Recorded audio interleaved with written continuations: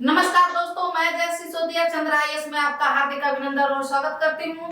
दोस्तों, मैं उम्मीद करती हूँ आप लोग बहुत होंगे और तमाम प्रतियोगी परीक्षाओं में पूछे जाने वाले प्रश्न को मैं आज लेकर आई हूँ, जहाँ से बहुत ज्यादा प्रश्न पूछे जाते हैं और उस अध्याय का नाम है 1857 की महान क्रांति। तो दोस्तों, यहाँ से बहुत सारे प्रतियोगी परीक्षाओं में जो है कि बार बार प्रश्न आते रहते हैं। तो आइए आपके जो है कि नए प्रश्न के उत्तर ढूंढने के लिए जो है कि हम जिस अध्याय को पढ़ते हैं, जिस चैप्टर को पढ़ते हैं, उस चैप्टर का नाम है 1857 की क्रांति। तो दोस्तों, 1857 की क्रांति होती क्यों है, यह एक बहुत बड़ा विषय है। और 1857 की क्रांति में ही दोस्तों आप देखेंगे कि भारत में राष्ट्रीयता का उदय हो जाता है और 1857 की एक महान क्रांति हुई। तो सबसे पहले हम यहाँ पे देखते हैं कि 1857 की महान क्रांति। तो दोस्तों देखिए, उस समय बार बार यह प्रश्न पूछा जाता है कि जिस समय 1857 की क्रांति हुई थी, उस समय जो है कि ब्रिटिश प्रधानमंत्री कौन था, यह प्रश्न बहुत बार पूछा जाता है। तो देखिए, ब्रिटिश प्रधानमंत्री पाम ईस्टर्न रहते हैं। एक और प्रधानमंत्री के बारे में पूछा जाता है और वह प्रधानमंत्री 1947 में, कि जिस समय भारत स्वतंत्र हुआ उस समय ब्रिटेन के प्रधानमंत्री कौन थे। तो आप बताएंगे दोस्तों कि उस समय ब्रिटेन के प्रधानमंत्री जो रहते हैं वो क्लीमेंट एटली। यह दो प्रधानमंत्री बार बार पूछे जाते हैं, तो आप इसको देखिएगा। दूसरा चीज, जब 1857 की जो क्रांति हुई थी उसका प्रतीक चिन्ह क्या था, तो उसका प्रतीक चिन्ह जो है कि कमल और रोटी थी। इसको भी ध्यान दीजिए। और एक बात, और विद्रोह के समय कंपनी का मुख्य सेनापति कौन था। मुख्य सेनापति, यहाँ पे देखिए, मुख्य सेनापति के बारे में पूछा जाता है। तो जॉर्ज जो है कि एडिसन विद्रोह के समय जो है कि मुख्य सेनापति नियुक्त किया गया था। विद्रोह के प्रारंभ के बाद दोस्तों जो सेनापति नियुक्त किया गया था, जब विद्रोह प्रारंभ हुआ था उस समय जो सेनापति था वो जो है कि कॉलिन कैंपबेल था। कॉलिन कैंपबेल, ध्यान दीजिएगा। उस समय कंपनी का मुख्य सेनापति जॉर्ज एडिसन था और उसके बाद विद्रोह प्रारंभ के बाद जो नियुक्त हुआ था सेनापति वह कौन था, कॉलिन कैंपबेल था। उसके बाद देखिए, विद्रोह के समय भारत का बादशाह कौन था, तो आप बताएंगे उस समय भारत का जो अंतिम बादशाह था, अंतिम मुगल बादशाह था, वह था बहादुर शाह जफर। दोस्तों, इनको हम बहादुर शाह द्वितीय के नाम से भी जाना जाता है। बहादुर शाह द्वितीय के नाम से जाना जाता है। और भारत में जो है कि बहादुर शाह द्वितीय क्या करेंगे, नेतृत्व करेंगे। बहादुर शाह द्वितीय नेतृत्व करेंगे। किसका नेतृत्व करेंगे, 1857 की क्रांति का नेतृत्व करेंगे। उसके बाद दोस्तों, यह मुगल बादशाह अंतिम बादशाह थे। मुगलों के ये क्या थे, अंतिम बादशाह थे। उसके बाद देखिए, अब जो है कि देखते हैं कि 1857 के विद्रोह का कारण क्या क्या था। तो दोस्तों, किसी भी एक विद्रोह का कोई एक कारण नहीं होता है, सब कई सारे जो है कि कारण होते हैं। कई सारे जो है कि असंतुष्टि का प्रभाव के कारण जो है कि आप देखेंगे कि एक बार विस्फोट होता है और वह जो है कि अपने अंदर कई सारे कारणों को समेटा हुआ है। तो यहाँ पर आप देखेंगे कि 1857 की विद्रोह का जो कारण था उसमें जो प्रमुख कारण बताया जाता है वो तात्कालिक कारण बताया जाता है। तात्कालिक कारण, तो यहाँ पर देखिए तात्कालिक कारण था, नेक्स्ट राजनीतिक कारण था, नेक्स्ट सामाजिक कारण, नेक्स्ट आर्थिक कारण और नेक्स्ट धार्मिक कारण। यानी एक तरह से देखेंगे कि तात्कालिक कारण, राजनीतिक कारण, सामाजिक कारण, आर्थिक कारण, धार्मिक कारण, कई कारणों के चलते जो है कि 1857 के विद्रोह की शुरुआत हुई। तो सबसे पहले हम देखते हैं कि तात्कालिक कारण क्या था। तो दोस्तों, यहाँ पर तात्कालिक कारण में आप देखेंगे कि चर्बी वाला कारतूस था। अब चर्बी वाला कारतूस 1857 की क्रांति का कारण क्यों बना, क्योंकि यहाँ पर चर्बी वाले कारतूस में आप देखेंगे कि ऐसी अफवाहें फैल गई थी कि उस समय क्या हुआ था कि बेस ब्राउन बंदूक की जगह जो है कि न्यू इनफील्ड राइफल बंदूक का प्रयोग करना था और उस बंदूक में गाय एवं सुअर की चर्बी से मिला हुआ कारतूस था, जिसके कारण लोगों ने इस कारतूस को प्रयोग करने से मना कर दिया। और इस अफवाह के कारण आप देखेंगे कि हिंदू धर्म और मुस्लिम धर्म दोनों की भावनाएं क्या होती है, आहत होती है। मतलब एक तरह से इस कारतूस को खोलने से पहले क्या करना था, मुंह में लगाना था और मुंह से खोलना था, जिसके कारण हिंदू धर्म वाले व्यक्तियों ने समझा कि इसमें यह गाय के जो है कि चर्बी से बना हुआ है, इसलिए हिंदू धर्म की भावनाएं आहत हुई। मुस्लिम धर्म वालों ने समझा कि ये सूअर की चर्बी से बना हुआ कारतूस है, इसलिए उनकी भावनाएं क्या हुई, आहत हुई। तो सबसे प्रमुख कारण ये था। उसके बाद देखिए राजनीतिक कारण। राजनीतिक कारण में विलय का सिद्धांत, विलय का सिद्धांत, कई सारे राज्यों को विलय किया जा रहा था, ब्रिटिश राज्य में मिलाया जा रहा था। उसके पीछे कारण यह था कि जो भी राज्य में दत्तक पुत्र यानी एडॉप्टेड चाइल्ड होते थे, उन राज्यों को क्या कर लिया जाता था, ब्रिटिश राज्य में मिला लिया जाता था। लेकिन आप देखेंगे कि अवध का विलय जो है कि कुशासन का आरोप लगा के किया गया, जिससे जो है कि तमाम राजाएं क्या हो गए, असंतुष्ट हो गए। तमाम राजाओं असंतुष्ट हो गए अंग्रेजों के इस व्यवहार से। उसके बाद देखिए उपाधियों का क्या कर दिया गया था, अंत कर दिया गया था। पेंशन की क्या कर दी गई थी, समाप्त कर दी गई थी पेंशन, ठीक। क्योंकि आप देखेंगे कि जो मराठा पेशवा रहता है बाजीराव द्वितीय पेशवा के पद को क्या कर दिया जाता है, अंत कर दिया जाता है और पेंशन को समाप्त कर दिया जाता है। इसलिए जो है कि आप देखेंगे कि मराठे नाराज हो जाते हैं, किससे, अंग्रेजों से। उसके बाद जो है कि भारतीय राजाओं के साथ अपमानजनक व्यवहार किया जाता है। भारतीय राजाओं के साथ क्या किया जाता है, अपमानजनक व्यवहार किया जाता है, जिसके कारण जो है कि भारतीय राजा क्या हो गए, नाराज हो गए। और इसी नाराजगी के कारण जो है कि आप देखेंगे कि 1857 की क्रांति हुई। उसके बाद देखिए सामाजिक कारण। सामाजिक कारणों में जो है कि अंग्रेजों ने बहुत सारे काम किया, जिससे जो है कि भारतीयों को लगा कि ये हमारे सामाजिक व्यवस्था में ब्रिटिश गवर्नमेंट क्या कर रही है, हस्तक्षेप कर रही है, जिसके कारण जो है कि सामाजिक असंतुष्टि उत्पन्न हुई। तो इसमें देखेंगे कि सती प्रथा को क्या कर दिया गया था, अंत कर दिया गया था। सती प्रथा पर प्रतिबंध लगा दिया गया था। अब आप देखेंगे कि सती प्रथा पर प्रतिबंध जो है कि कब लगाया गया था, तो 1829 में लगाया गया था। 1829 में पूर्ण रूप से जो है कि प्रतिबंध लगा दिया गया था। और इसमें सहयोग किसने दिया था, विलियम बेंटिक ने दिया था। और भारतीय जिस समाज सुधारक यानी महान समाज सुधारक ने 1857 की क्रांति पर प्रतिबंध लगाने में ब्रिटिश गवर्नमेंट की सहायता की थी, वह है राजा राम मोहन राय। राजा राम मोहन राय। और राजा राम मोहन राय ने अधिनियम 17 के तहत 1829 में सती प्रथा पर पूर्ण रूप से क्या किया, प्रतिबंध लगा दिया, जिसके कारण जो है कि भारतीय समाज में असंतोष उत्पन्न हो गया। क्योंकि सती में आप जानते हैं कि पति के मृत्यु के बाद जो है कि स्त्री को चिता पर बैठा दिया जाता था, स्त्री को चिता पर बैठाकर और सती बना दिया जाता था। जबकि आप देखते हैं कि सती प्रथा का पहली बार उल्लेख जो है कि 510 ईस्वी में भानुगुप्त के एरण अभिलेख से मिला है। भानुगुप्त के एरण अभिलेख से मिला है। इसके अतिरिक्त अंग्रेजों ने क्या किया, नरबलि प्रथा पर प्रतिबंध लगा दिया। आप देखेंगे कि एलन बरो के सहयोग से दास प्रथा पर प्रतिबंध लगाया गया। कर्नल स्लीमैन के सहयोग से ठगी प्रथा पर क्या कर दिया गया, प्रतिबंध लगा दिया गया, जिसके कारण जो है कि भारतीय समाज के जनमानस की भावनाओं की आहत पहुंची। उसके बाद देखिए आर्थिक कारण।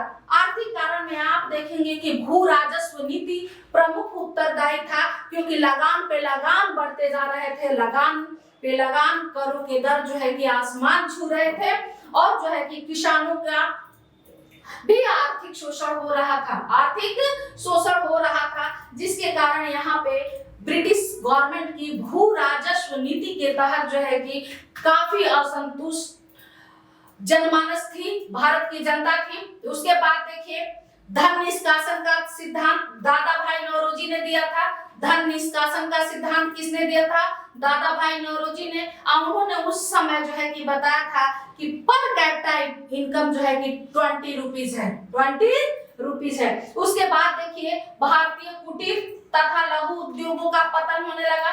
भारतीय कुटीर तथा लघु उद्योगों का क्या होने लगा, पतन होने लगा। लघु उद्योग का पतन, जिसके कारण जो है कि अंग्रेज क्या हो गए ना, अरे सॉरी, जिसके कारण जो है कि भारतीय नाराज हो गए, क्योंकि भारतीय कुटीर उद्योगों को, लघु उद्योगों को पूर्ण रूप से धीरे धीरे समाप्त कर दिया गया था। उसके बाद से डॉक्टर सुलीमन का एक स्टेटमेंट है, जॉन सुलीमन ने एक स्टेटमेंट दिया है कि भारतीय अर्थव्यवस्था ठीक उस तरह से काम कर रही है कि एक स्पंज की तरह गंगा नदी से पूरे जो है कि अर्थ को सोख कर ले जाकर टेम्स नदी में उड़ेल दे रही है। यह किसका कथन है? जॉन सुलीमन का है। उसके बाद आप देखिए धार्मिक कारण, उसके बाद धार्मिक कारण में आप देखेंगे कि माथे पर पगड़ी धारण करना, कानों में कुंडल पहनना, ठीक, प्रतिबंध लगा दिया गया था। इसके अतिरिक्त देखेंगे कि ईसाई धर्म में लोगों को परिवर्तन किया जा रहा था। ईसाई धर्म में जो है कि लोगों को परिवर्तन किया जा रहा था, क्योंकि ईसाई मिशनरियां जब आई थी तो अपने धर्म का प्रचार कर रही थी। उसके बाद देखिए अधिक से अधिक लोगों को जो है कि ईसाई धर्म में परिवर्तन करना था, जिससे हिंदू और मुस्लिम और भारतीय लोगों की भावनाओं को आहत पहुंची। उसके बाद 1857 के अधिनियम के तहत यह कहा गया कि भारतीय सैनिकों को समुद्र पार करना अनिवार्य है। 1856 में एक अधिनियम बनाया गया था और इस अधिनियम के तहत जो है कि भारतीय सैनिकों को समुद्र पार करना अनिवार्य था, जबकि भारतीय इसे क्या समझ रहे थे? अपने धर्म पे आहत समझ रहे थे, क्योंकि उस समय जो है कि समुद्र पार करने का मतलब सोशल बाइकाट हो जाना, समाज से बहिष्कृत होना था। इसीलिए जो है कि भारतीय समुद्र पार नहीं करना चाहते थे। तो इन तमाम कारणों के परिप्रेक्ष्य में क्या होता है? 1857 की क्रांति का आगाज होता है। 1857 की क्रांति का आगाज होता है। अब देखिए इसका प्रारंभ कहां से माना जाता है? तो प्रारंभ जो है कि 29 मार्च 1857 को बैरकपुर से प्रारंभ हुआ। कहां से प्रारंभ हुआ? बैरकपुर से। यह प्रश्न कई बार पूछा गया है कि 1857 की क्रांति का प्रारंभ कहां से होता है? बैरकपुर से होता है। कब होता है? 29 मार्च 1857 को होता है। अब देखिए 34वीं रेजिमेंट के सैनिक मंगल पांडे ने कारतूस मुंह से खोलने से मना कर दिया। 34वीं रेजिमेंट के सैनिक मंगल पांडे ने कारतूस को मुंह से खोलने से मना कर दिया और अपने ब्रिटिश अधिकारी बाथ और जो है कि ह्यूस्टन की क्या कर दी? हत्या कर दी। ये देखिए ह्यूस्टन और बाथ की हत्या कर दी और परिणाम स्वरूप जो है कि 8 अप्रैल 1857 को आप देखेंगे कि फांसी दे दी जाती है। किसको फांसी दे दी जाती है? तो मंगल पांडे को फांसी दे दी जाती है। और इसके साथ ही साथ जो है कि यह विद्रोह क्या हो जाता है? प्रारंभ हो जाता है दोस्तों। इसके साथ साथ 1857 की क्रांति प्रारंभ हो जाती है। अब देखिए इस विद्रोह का विस्तार किस किस एरिया में हुआ? सबसे बड़ी बात है कि इस विद्रोह का विस्तार किस किस एरिया में हुआ, यह हमें देखना अनिवार्य है। ठीक, तो देखिए सबसे पहले जो है कि यह विद्रोह 10 मई को मेरठ से प्रारंभ हो गया। मेरठ से प्रारंभ हुआ और मेरठ के सैनिक जो है कि सुबह सुबह कहां पहुंच गए? दिल्ली पहुंच गए। सुबह दिल्ली पहुंच गए। कब दिल्ली पहुंचे? 11 मई को दिल्ली पहुंचे। 11 मई को दिल्ली पहुंचे और यहाँ पर इन्होंने बहादुर शाह जफर को अपना नेता नियुक्त किया। बहादुर शाह जफर को अपना नेता नियुक्त किया।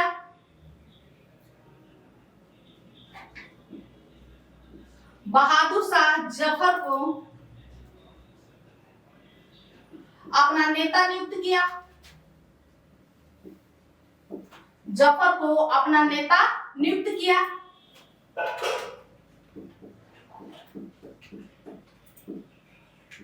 और इन्हीं के नेतृत्व में विद्रोह को प्रारंभ कर दिया।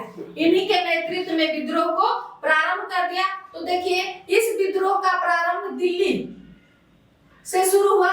दिल्ली में नेतृत्व कौन कर रहा था? बहादुर शाह जफर। नेतृत्व बहादुर शाह जफर, भारत का बादशाह बहादुर शाह जफर, या इन्हें बहादुर शाह द्वितीय भी कहा जाता है। इनके तरफ से लड़ कौन रहा था? बख्त खान। इनके तरफ से लड़ कौन रहा था? बख्त खान लड़ रहे थे। इसके बाद दोस्तों यहाँ पे विद्रोह को दमन किसने किया? दिल्ली में दमन किसने किया? दिल्ली में जो दमन किए थे वो निकोलसन और हडसन नामक जो है कि ब्रिटिश सैन्य अधिकारी ने दिल्ली के विद्रोह को दमन कर दिया। कई बार यह पूछा गया है प्रश्न, निकोलसन और हडसन नामक सैन्य अधिकारी ने दिल्ली के विद्रोह को क्या कर दिया?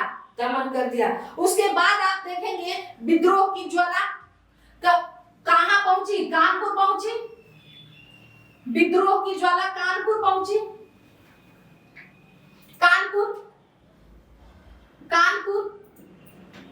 और कानपुर में आप देखेंगे कि विद्रोह का नेतृत्व कौन कर रहा था? नाना साहब। और इनके तरफ से कौन लड़ रहे थे? तात्या टोपे।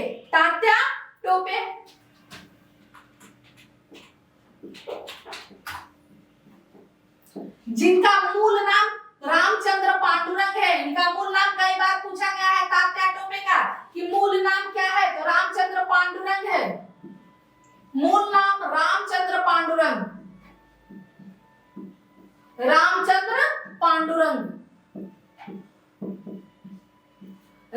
पांडुरंग है।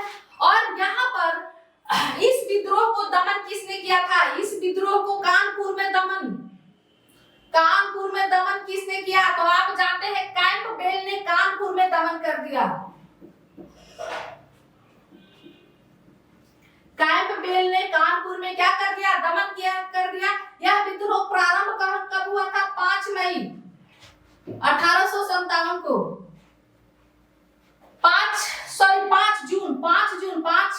5 जून को प्रारंभ हुआ।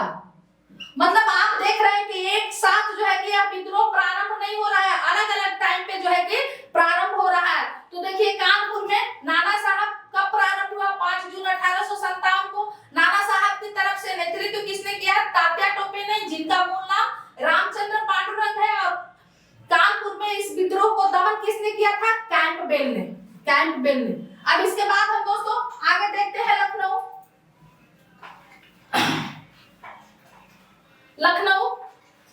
अब आप देखते हैं लखनऊ, और लखनऊ में विद्रोह का प्रारंभ।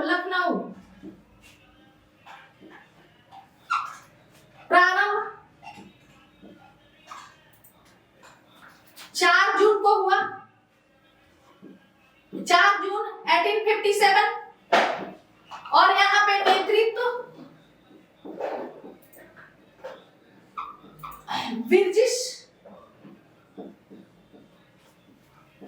बिरजिश कादिर। देखिए यहाँ पर आप देखेंगे कि अवध को जो है कि डलहौजी ने कुशासन के आधार पर क्या कर लिया था? विलय कर लिया था। और अंतिम नवाब वाजिद अली शाह को सत्ता से हटा दिया था। और यहीं पे उनके जो है कि अल्पवयस्क पुत्र बिरजिश कादिर को नवाब घोषित करके हजरत महल ने नेतृत्व किया। हजरत महल ने नेतृत्व किया। इस लखनऊ के विद्रोह का दमन कैंपबेल ने किया। देखिए कानपुर और लखनऊ दोनों के विद्रोह का दमन कौन करता है? कैंपबेल करता है। और अंत में जो है कि हजरत महल कहाँ चली जाती है? नेपाल चली जाती है। हजरत महल कहाँ चली गई? नेपाल चली गई। उसके बाद देखिए लखनऊ के बाद हम आते हैं झांसी में।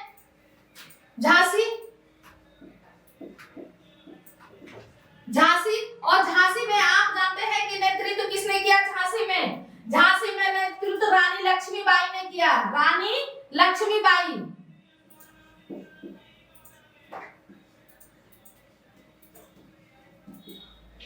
लक्ष्मीबाई। और देखिए इनका मूल नाम जो है कि मणिकर्णिका है। मणिकर्णिका है। इनका जन्म बनारस में हुआ था और इनका विवाह जो है कि झांसी के महाराज गंगाधर राव से हुआ था।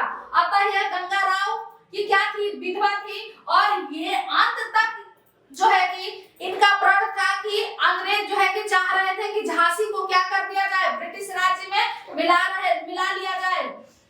लेकिन ये अपने दत्तक पुत्र दामोदर राव को सत्ता देना चाहती थी। अपने दत्तक पुत्र दामोदर राव को क्या देना चाहती थी? सत्ता देना चाहती थी। लेकिन आप जानते हैं कि उस समय जो है कि सत्ता दामोदर राव के पक्ष में नहीं था, जिसके कारण अंग्रेज जो है कि चाह रहे थे कि झांसी को ब्रिटिश राज्य में विलय कर लिया जाए। और रानी लक्ष्मीबाई यह बार बार कह रहे थे कि मैं झांसी किसी भी कीमत पर नहीं दूंगी, मैं झांसी किसी भी कीमत पर नहीं दूंगी। और आप देखे हैं कि रानी जो है कि 8 दिन तक अंग्रेजों का सामना करती रही। 8 दिन तक अंग्रेजों का सामना, ये कोई छोटी मोटी बात नहीं है, बहुत बड़ी बात है। और इस विद्रोह को दबाने के लिए अंग्रेज अधिकारी ह्यूरोज आया था।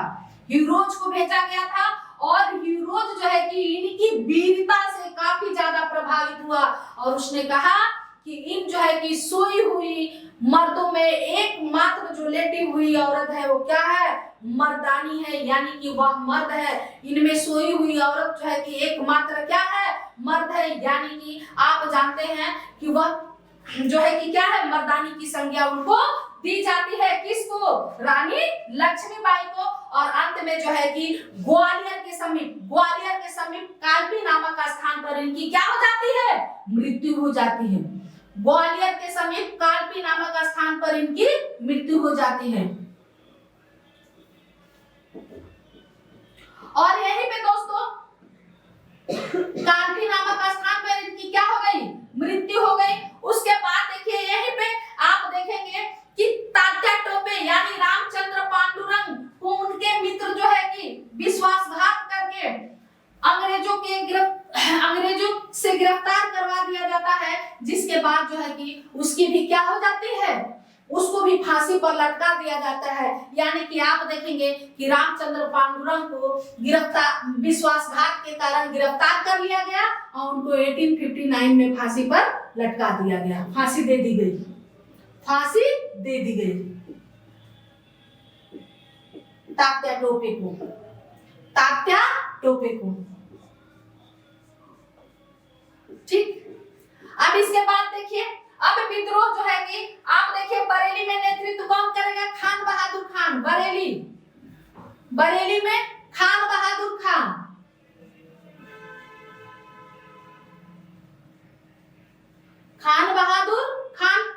नेतृत्व करेंगे बरेली में।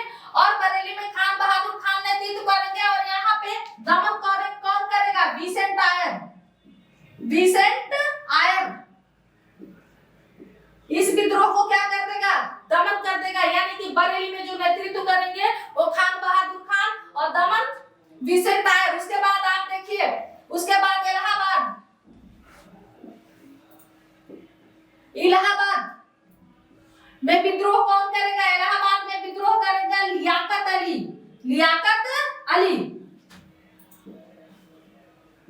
इलाहाबाद में जो विद्रोह होगा वह करेंगे लियाकत अली और जो है कि दमन कर्नल नील करेंगे। अंग्रेज अधिकारी कर्नल नील जो है कि क्या कर देंगे? दमन कर देंगे।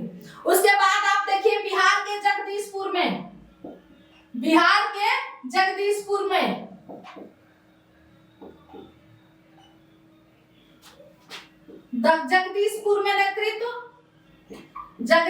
में नेतृत्व कौन करेंगे? 80 साल के युवा रहते हैं बाबू कुंवर सिंह।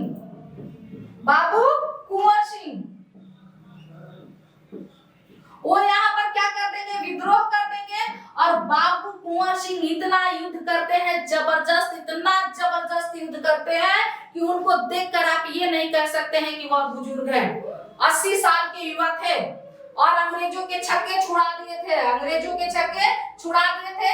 इस विद्रोह को दबाने के लिए विसेंट आयर आए थे, अंग्रेज अधिकारी विसेंट आयर, विसेंट आयर, विसेंट आयर ने जो है कि इस विद्रोह को क्या किया था, दमन किया था। उसके बाद जो है कि आप देखेंगे कि फैजाबाद में मौलवी अहमदुल्ला, आप जहाँ फैजाबाद और अयोध्या के नाम से जाना जाता है, फैजाबाद में अहमदुल्ला ने विद्रोह किया। और यहाँ पे कर्नल रेनल्ड, इस अंग्रेज अधिकारी ने इस विद्रोह को क्या कर दिया, दमन कर दिया। कर्नल रेनल्ड ने इस विद्रोह को दमन कर दिया। दोस्तों इस तरह आप देखेंगे कि जो है कि उत्तर भारत में 1857 की क्रांति पूरी तरह अपनी ज्वाला भड़का दी थी, लेकिन दक्षिण भारत में मद्रास इससे अछूता रहा। यह भी प्रश्न पूछा जा गया है कि कौन सा स्टेट इससे अछूत रहा, तो आप बताएंगे मद्रास इससे क्या रहा, वह अछूत रहा, मद्रास इससे अछूत रहा।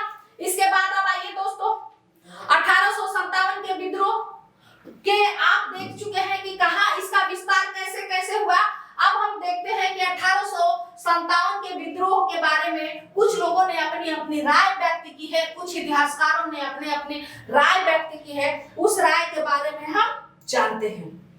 ठीक, तो अब आप देखिए 1857 के विद्रोह, 1857 के विद्रोह को, 57 के विद्रोह को राष्ट्रीय विद्रोह किसने कहा, राष्ट्रीय विद्रोह किसने कहा, राष्ट्रीय विद्रोह, तो राष्ट्रीय विद्रोह डिज़रायली कहते हैं, डिज़रायली। राष्ट्रीय विद्रोह कौन करता है, कहता है डिज़रायली। उसके बाद 1857 के विद्रोह को सैनिक विद्रोह, सैनिक विद्रोह, सैनिक विद्रोह किसने कहा था, तो सीले और लॉरेंस, सीले और लॉरेंस 1857 के विद्रोह को क्या कहते हैं, सैनिक विद्रोह मानते हैं, सैनिक विद्रोह मानते हैं। उसके बाद देखिए 1857 के विद्रोह को प्रथम स्वतंत्रता संग्राम, प्रथम स्वतंत्रता संग्राम, स्वतंत्रता संग्राम किसने कहा, तो बीडी सावरकर ने कहा, बीडी सावरकर ने, बीडी सावरकर ने कहा। इसके बाद देखिए हिंदू मुस्लिम षड्यंत्र किसने कहा, हिंदू मुस्लिम षड्यंत्र,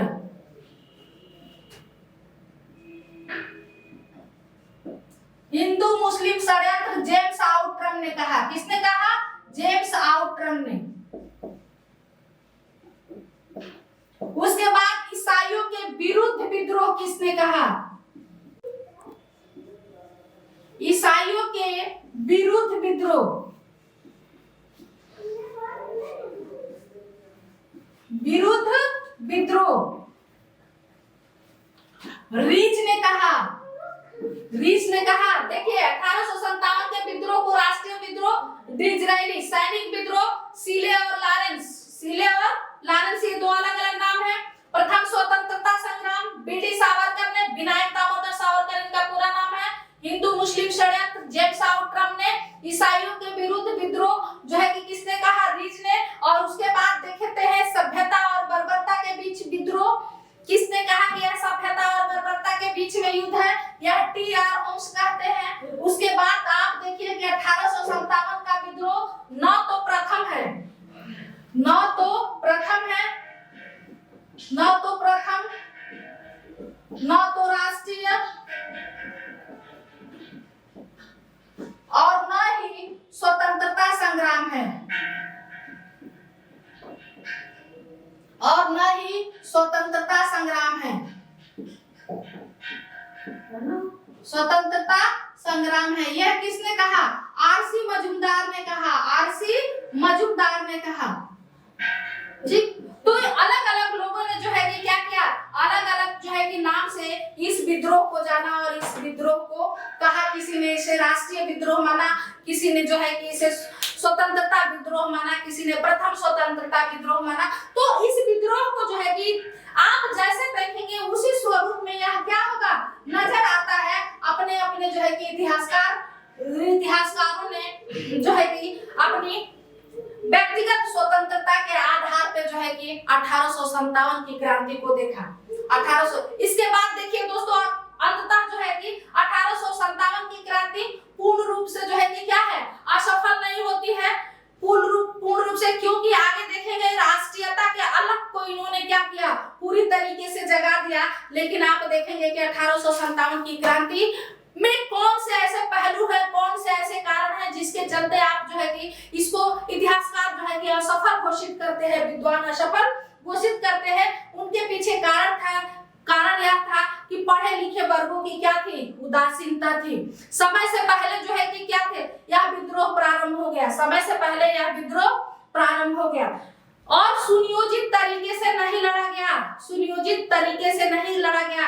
एक इतिहास कहता है कि अगर इन विद्रोहियों में एक भी अगर नेता होता तो हम भारत से हमेशा के लिए हार जाते, भारत से हमेशा के लिए क्या होते, हार जाते, क्योंकि अलग अलग समय पर जो है कि अलग अलग जो है लड़ा गया। राष्ट्रीय भावना की पूर्ण रूप से क्या था, अभाव था, राष्ट्रीयता का अभाव था। सीमित क्या थे, संसाधन थे, जो भारतीयों के संसाधन थे वह क्या थे, सीमित थे।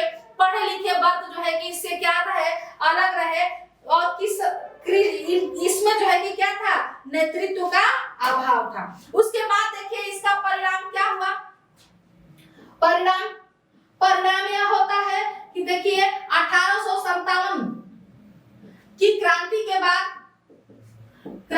बाद east India company EIC, east India company के शासन को समाप्त कर दिया जाता है, शासन को समाप्त कर दिया जाता है, शासन को समाप्त कर दिया जाता है,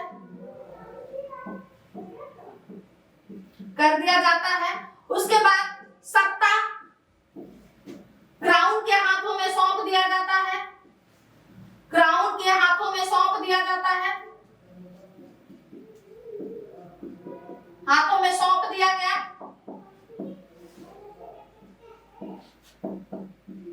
इसके अतिरिक्त आप देखिए सत्ता क्राउन के हाथों में सौंप दिया गया।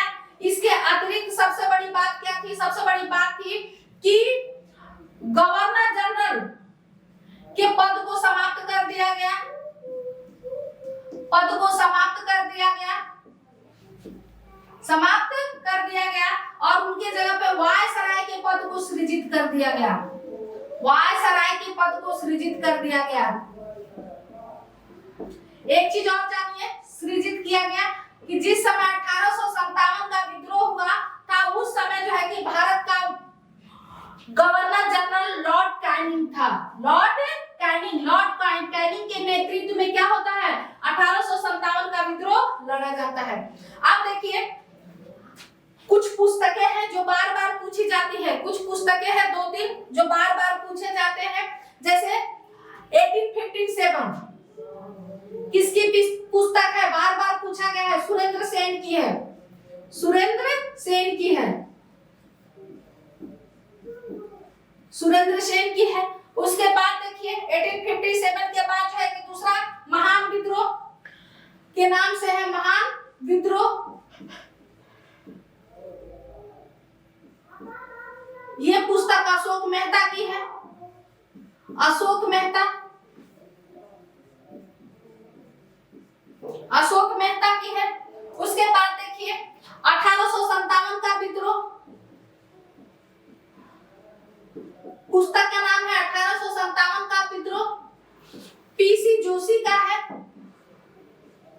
PC जोशी है इस पुस्तक को लिखा है इन्होंने। उसके बाद प्रथम राष्ट्रीय विद्रोह, प्रथम राष्ट्रीय विद्रोह यह भी पुस्तक है, प्रथम राष्ट्रीय विद्रोह BD सावरकर की है, BD सावरकर,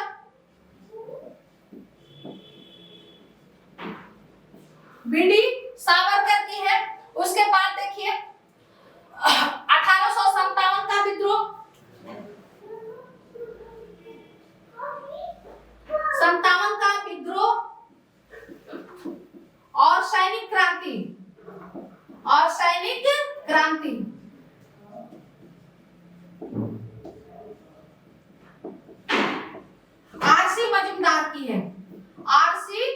मजुमदार की। तो दोस्तों ये महत्वपूर्ण पुस्तकें हैं जो बार बार आपसे परीक्षाओं में पूछा जाता है। एक बार और देख लीजिए, 1857 की क्रांति, सुरेंद्र सिंह की महान विद्रोह, अशोक मेहता की 1857 का विद्रोह, पीसी जोशी प्रथम राष्ट्रीय विद्रोह, बीडी सावरकर 1857 का विद्रोह और सैनिक क्रांति, रोमेश चंद्र मजुमदार। इसी के साथ दोस्तों मैं अपने जो है कि शब्दों को विराम देती हूँ। जय Bharat, good night, thank you, नमस्कार, जय हिंद।